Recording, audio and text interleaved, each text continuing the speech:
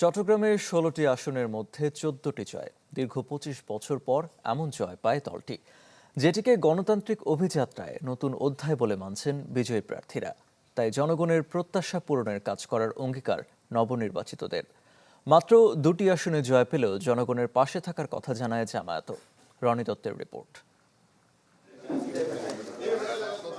কেউ আনছেন ফুল, আবার কেউ মিষ্টি। ফল ঘোষণার পর থেকেই এমন আনন্দঘন চিত্র চট্টগ্রামে বিএনপির প্রায় সব প্রার্থীর বাসভবনে। দীর্ঘ ২৫ বছর পর নিরঙ্কুশ জয় পেয়েছে বিএনপি। সবশেষ ২০০১ সালে ১২টি আসনে জিতে এমন জয়ের স্বাদ পায় দলটি।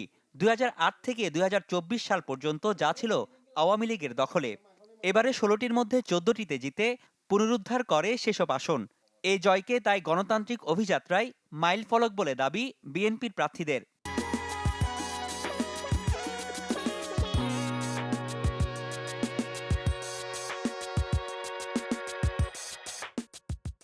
বাংলাদেশের যে গণতান্ত্রিক একটা অভিযাত্রা, একটা নতুন মাইলফলক, এবং এই নির্বাচনের মধ্য দিয়ে বাংলাদেশ আবার গণতান্ত্রিক ধারায় প্রবেশ করলো।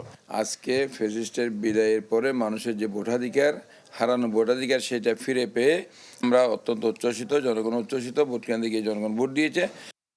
জনগণের প্রত্যাশা পূরণে দলীয় কর্মপরিকল্পনা বাস্তবায়নের পাশাপাশি স্থানীয় সমস্যা সমাধানে জোর দেওয়ার কথা জানান বিজয়ী প্রার্থীরা। গুরুত্ব দেন অবকাঠামো উন্নয়ন, কর্মসংস্থান, নাগরিক সেবার মান বাড়ানোর উপর। নির্মূলের কথা জানান চাঁদাবাজি, সন্ত্রাসী, মাদকের বিস্তার। আমাদের তো একটা কেন্দ্রীয় ম্যানিফেস্টো দেওয়া হয়েছিল, একই সাথে আমরা একটা স্থানীয় পরিকল্পনাপত্র দিয়েছি আমাদের এলাকাবাসীকে। বাস্তবসম্মত সময়ে যেই পদক্ষেপগুলো নেওয়া দরকার ওইগুলো নিয়ে আমরা চেষ্টা করব, যাতে পরবর্তীতে যখন 5 বছর পর আবার ভোটের জন্য যাইব, আমরা যেন মানুষের কাছে ছোট হতে না হয় বা আমাদের মুখ যেন ছোট না। মাদক, সন্ত্রাস, দুর্নীতি, চাঁদাবাজি, এগুলো একটা ব্যাধি, এগুলো একটা অবক্ষয়, সামাজিক অবক্ষয়। আমি ব্যক্তিগতভাবে নির্বাচিত হওয়ার পর যেটা আমার কমিটমেন্ট ছিল, যে বোয়ালখালীকে আলোকিত করা, এবং আলোকিত করতে গেলে এটাকে উপশহর, কালুঘাট ব্রিজ, হসপিটাল, রোডঘাট, এগুলির আমার যে প্রতিশ্রুতি, এগুলি ধাপে ধাপে আমরা এগুলি বাস্তবায়ন করব। এবারে প্রথমবারের মতো 2টি আসনে জয় পায় জামায়াত। জনগণের প্রত্যাশা পূরণের কথা জানান দলটির বিজয়ীরাও। আমি পার্লামেন্ট একজন মেম্বার হিসাবে আমি সেই কমিটমেন্টগুলো সাতকানিয়া লোহাগাড়াতে যেন দিতে পারি, সেটাই এখন আমার সবচেয়ে বেশি হৃদয়ের মধ্যে আবেগ, এবং সেটাই আমার কাছে সবচেয়ে বেশি নাড়া দিচ্ছে আমার হৃদয়ে।